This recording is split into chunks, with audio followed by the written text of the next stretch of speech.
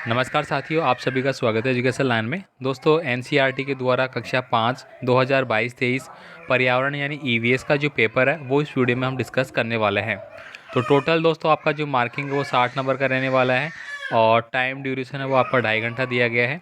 तो चलिए अपन यहाँ पे स्टार्ट करते हैं पूरा क्वेश्चन पेपर और आपको बता देता हूँ किस प्रकार से आपको इनको सोल्व करना है और किस प्रकार से आपको इनको ध्यान रखना है। यहाँ पे देखिए फर्स्ट क्वेश्चन जो है वो आपको मिलेगा एक प्रकार का, आपको कोई भी है वो कोटेशन यहाँ पे दिया जाएगा, वो आपको देखना है कि उसमें किस चीज़ के बारे में बात की गई है। अब आप देखेंगे यहाँ पे नाम आरती है, आयु 12 वर्ष है, ठीक है, और जो है वो फीमेल है, तारीख यहाँ पे दी गई है और एनीमिया रोग के बारे में बताया गया है, ठीक है। केंद्रीय स्वास्थ्य योजना है सरकार की, उसके बारे में है। नॉर्मल 8 ग्राम, ठीक है, ये सब आपको देख लेना है, ठीक है। अब हम नीचे चाहेंगे इसके प्रश्नों के बारे में। अब आप देखेंगे दी गई रिपोर्ट के आधार पर सही उत्तर आपको चुनना है। आरती कौन है? अब आरती कौन है ये पूछा गया है, तो यहाँ पे देखिए आरती सीधी सीधी बात है रोगी है, ठीक है। रोगी को हम क्या बोलेंगे? मरीज, ठीक है। तो यहाँ पे ऑप्शन नंबर बी है वो आपका सही आंसर हो जाता है। इसके बाद देखिए आरती कितने वर्ष की है, तो यहाँ पे देखिए सब कुछ लिखा गया है, ये 12 वर्ष, ठीक है। तो आरती कितने वर्ष की है? 12 वर्ष की है, ये आपको टिक कर देना है। यहाँ पे आपको हिंदी और इंग्लिश दोनों में दिया गया है पेपर। हाउ ओल्ड इज आरती, तो 12 वर्ष की आपकी हो जाएगी। आरती को क्या रोग है, तो अभी अभी हमने देखा एनीमिया रोग है, उसमें दिखाया गया है, बस आपको ये टिक करना है। नेक्स्ट देखिए इस तरह की रिपोर्ट का मुख्य उद्देश्य क्या होता है? रोग की पहचान करना, दवाइयों का पता लगाना, रोगी का खून साफ करना, रोगी की आयु का पता लगाना। तो सीधी सीधी बात है, ये हम करते हैं रोग की पहचान करने के लिए। अब देखिए आर्थिक रिपोर्ट के हिसाब से हीमोग्लोबिन कम से कम कितना होना चाहिए, तो यहाँ पे देखिए 8 ग्राम है वो होना चाहिए। देखिए यहाँ पे ये लिखा गया है 8 ग्राम तो उसका है, लेकिन मिनिमम कितना होना चाहिए? 12 से 16 होना चाहिए, ठीक है। तो ये पूछा गया है कितना होना चाहिए, ठीक है। तो कहाँ गया क्वेश्चन? कितना होना चाहिए? हाँ ये रहा, कितना होना चाहिए? तो 12 से 16 के बीच होना चाहिए, ठीक है। तो यहाँ पे यही पूछा गया है। इसके बाद देखिए अगला क्वेश्चन है, ये रिपोर्ट किस महीने में छपी है? तो आप वापस ही जाएंगे देखेंगे और यहाँ पे देखिए 20/6/2007, 6 का मतलब क्या होता है आपका? जून महीना, ठीक है। तो यहाँ पे आपको क्या कर देना है? जून महीने पे आपको टिक कर देना है। कहाँ पे गया? ये रहा जून महीना, ठीक है। चलिए आगे बात करूंगा मैं। निम्नलिखित प्रश्नों के उत्तर आपको देने हैं। आप चाय पत्ती को चाय से अलग करने के लिए किसका प्रयोग करेंगे? ठीक है, ये आपको लिखना है यहाँ पे, ठीक है। चाय पत्ती को चाय से अलग करने के लिए।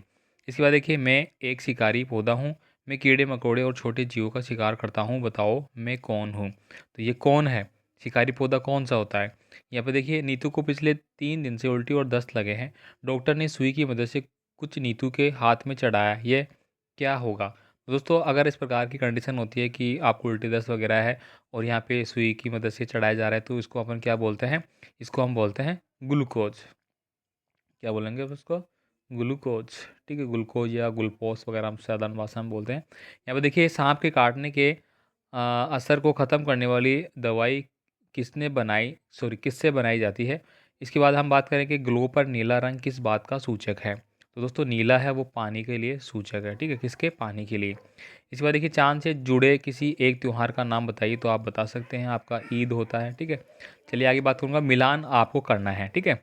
अब देखिए इसमें मिलान कैसे करेंगे? 2 नंबर का एक है, 2 तिया 6 नंबर का आपका बन जाता है।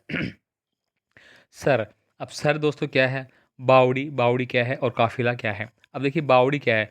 सीढ़ीदार कुएं को हम बावड़ी कहते हैं, मैंने इसको मिला लिया। काफिला, काफिला किसको बोलते हैं? पैदल यात्रियों के समूह को। अब सर है वो झील को बोला जाएगा, सीधी सी बात है। अब यहाँ पे देखिए आगे आपने पानी में काफ़ी चीज़ों को घुलते हुए देखा है, ठीक है। अब आपको क्या करना है? इनको बताना है, ठीक है। तो अपने अनुभव के आधार पर रिक्त स्थान को आपको भरना है। नमक पानी में घुलेगा या नहीं, दिखी या नहीं। तो यहाँ पे देखो आपको क्या करना है? नमक है वो पानी में घुलेगा, ये आपको भरना है। 1 चम्मच दूध, 1 चम्मच दूध है, तो ये भी क्या होगा? पानी में घुलेगा या नहीं घुलेगा, ठीक है। दिखा या नहीं, इस प्रकार से। आगे चलिए हम बात करेंगे नेक्स्ट पर्सन के बारे में। दिल्ली में कुछ दिनों तक चांद के निकलने और डूबने का समय तालिका में दिया गया है।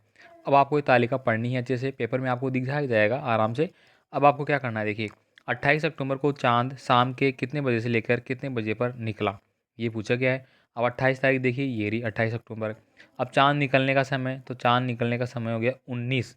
अब 19 कब बजते हैं आपके, ठीक है, ये आपको ध्यान में होना चाहिए। या तो आप डायरेक्ट लिखेंगे इसको 19 बजे, ठीक है, या फिर आप दूसरी चीज़ लिखेंगे। तो आप 19 बट 16 19:16 से लेके चाँद डूबता है आपका 8:50 सुबह, ठीक है। आगे देखिए यहाँ पे 29 अक्टूबर को चाँद शाम के, वही शाम का हो गया, वही आपको लिख देना है। आगे देखिए हमारी मदद करने के लिए इन जानवरों को पहचानिए, ठीक है। अब देखिए यहाँ पे हमारी मदद करने वाले इन जानवरों को पहचानिए। ये हमें अंडे देती है, सीधी सी बात है, अंडे कौन देती है? मुर्गी देती है भाई। इससे हमें दूध मिलता है, तो दूध के लिए हम गाय भैंस वो लिख सकते हैं यहाँ पे, ठीक है, गाय भैंस लिख दिया। हमें उनसे ऊन मिलती है, तो ऊन के लिए हम लिखेंगे, क्या लिखेंगे? ऊन के लिए हम लिखेंगे भेड़ बकरी, ठीक है, भेड़ बकरी हम लिख देंगे। यह बोझा ढोने में हमारी मदद करता है, तो गधा, गधा हो जाएगा आपका। ऊँट भी हो सकता है, ठीक है। आगे चलते हैं अपन। भारत में 4 प्रकार के जहरीले सांप पाए जाते हैं, इनके नाम हैं, उन्होंने नाम आपको बताने हैं, ठीक है। आपके घर में कौन सी चीज़ें खाना बनाने के लिए पहले भिगोई जाती है? ऐसी 4 चीज़ों के नाम आपको लिखे, तो आप आराम से लिख सकते हैं पहले कौन सी चीज़ें भिगोई जाती है हमारे, ठीक है।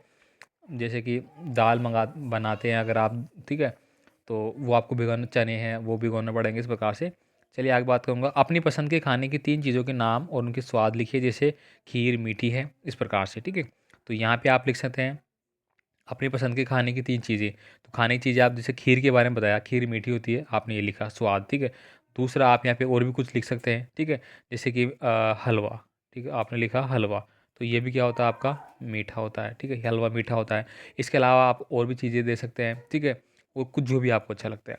चलिए आगे बात करूँगा मैं। हमें हमें जीभ के विभिन्न हिस्सों में कौन सा स्वाद ज़्यादा पता चलता है, लिखिए। तो ये आप लिखेंगे, ये देखिए जीभ दिखाया गया है। अब यहाँ पे देखिए अगला क्वेश्चन है, 3 ऐसे पशु पक्षियों के नाम है वो लिखने हैं जिनके कान बाहर होते हैं, ठीक है, तो आप आराम से लिख सकते हैं।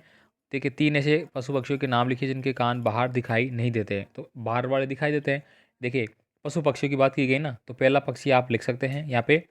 पक्षी की बात करूँ मैं तो मुर्गा, मुर्गा आपने देखा होगा उसके बड़े बड़े कान होते हैं, बाहर दिखाई देता है। दूसरा आप लिख सकते हैं यहाँ पे गाय, गाय जो पशु है उसके कान बाहर होते हैं। तीसरा है वो आप लिख सकते हैं यहाँ पे कुत्ता, ठीक है, कुत्ते के भी बाहर होते हैं। अब यहाँ पे देखिए 3 ऐसे पशु पक्षी जिनके नाम लिखिए जिनके कान बाहर दिखाई नहीं देते हैं, तो आप आराम से लिख सकते हैं। आपने लिखा कबूतर, ठीक है, कबूतर लिखा आपने। और दूसरा अब यहाँ पे पशु लिखना है ना आपको, तो पशु की श्रेणी और भी है वो सारी जो कि आप लिख सकते हैं, जो आपको दिखता है, ठीक है, जो आपने देखा है वो आप लिख सकते हैं, या फिर आप पक्षियों के नाम लिख लीजिए। चलिए आगे बात करूँगा यहाँ पे। चींटियों के बारे में कौन सी 3 वाक्य हैं वो आपको लिखना है, ठीक है। तो आप लिख सकते हैं कि चींटियों का जो झुंड है वो एक कतार में चलता है। चींटियों में एक रानी चींटी होती है, बाकी मज़दूर चींटी होती, इस प्रकार से आप लिख सकते हैं, ठीक है। तो ये है कक्षा 5 के लिए ईवीएस का पेपर, ठीक है। आपने देख लिया होगा, बहुत अच्छे से आपने पढ़ लिया। पीडीएफ फाइल आपके पास होगी, नहीं होगी तो आपको मिल जाएगी, ठीक है। तो इसको आपको अच्छे से पढ़ लेना है, तैयार कर लेना है भाई, ठीक है। परीक्षा आपकी आ चुकी है लगभग, तो और भी पेपर आपको ऐसे ही मिल जाएंगे, तो कमेंट जरूर कर देना। मिलते हैं अगली वीडियो में, धन्यवाद।